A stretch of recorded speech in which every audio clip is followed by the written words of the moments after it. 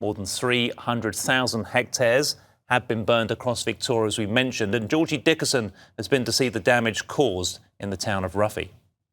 They drove home not knowing what awaited them.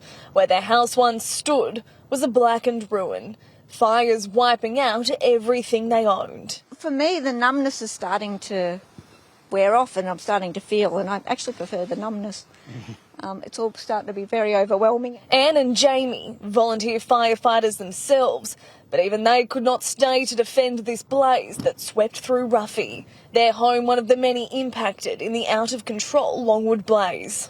Looked up into it and saw flames and still didn't fully compute, and Jamie came up and said, "The roof is on fire, we need to leave now. It's in the roof, we're going." And after years of renovations, they were planning a housewarming this month. Now it'll have to wait. The long process of clean-up and rebuilding now begins. A house is a house, you know, you can get it rebuilt, you pay someone, they build it.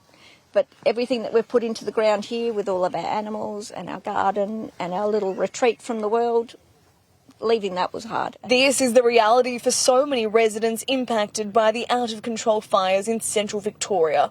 Some tried and successfully defended, but it was not an easy feat. Matter of stopping the spot fires around the house. All the hay rolls here, they went up, and yeah, just after it, just making sure that we saved what we did. But at times it was like I thought the sheds are going to go, and then if the shed's gone, the house is going to go.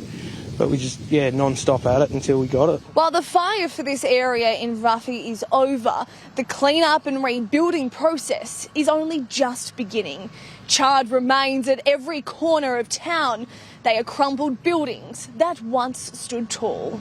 The blazes have blackened parts of central Victoria, and some may continue burning for days or even weeks. Thousands of people have been evacuated.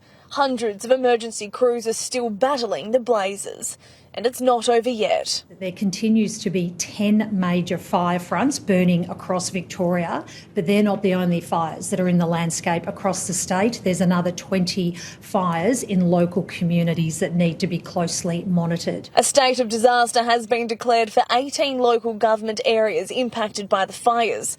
This gives extra powers to emergency crews battling the blazes. And this gives our emergency services and authorities the ability to require evacuations where lives are at risk. This has been with one single purpose: protecting and saving Victorian lives.